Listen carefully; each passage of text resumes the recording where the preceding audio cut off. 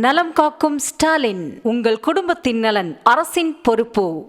செய்திகளை தொடர்ந்து பார்க்கலாம். திருப்பூர் மாவட்டம் உடுமலைப்பேட்டையில் திமுக நகர கழக அலுவலகத்தை முதலமைச்சர் மு.க. ஸ்டாலின் திறந்து வைக்கிறார். அதன் நேரடி காட்சிகளை தற்போது பார்த்து வருகிறோம்.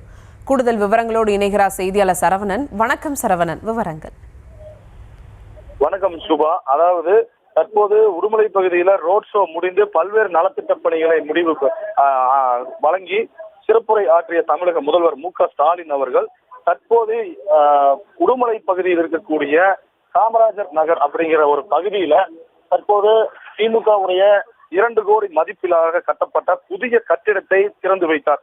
முதலாவதாக தமிழக முதல்வர் மு.க. ஸ்டாலின் வந்து இறங்கிய பிறகு கொடியை ஏற்றினார். பிறகு கலைஞரின் திருவுருவ படத்தை மரியாதை செலுத்திய பிறகு கல்வெட்டை திறந்து வைத்தார். பிறகு கட்சி அலுவலகத்திற்கு உள்ளாக சென்று ஸ்வீட் அருந்தி கொண்டு அவருடைய முக்கிய அமைச்சர்கள் மற்றும் நிர்வாகிகளுடன் கலந்து ஆலோசித்த பிறகு தற்போது புறப்பட்டு பொள்ளாச்சி சென்று கொண்டிருக்கிறார்.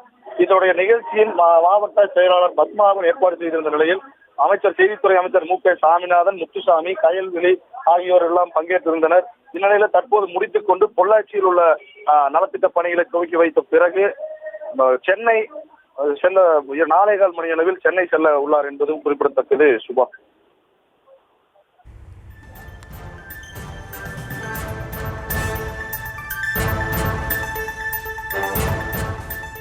விவரங்களுக்கு நன்றி சரவணன். நலம் காக்கும் ஸ்டாலின், உங்கள் குடும்பத்தின் நலன் அரசின் பொறுப்பு.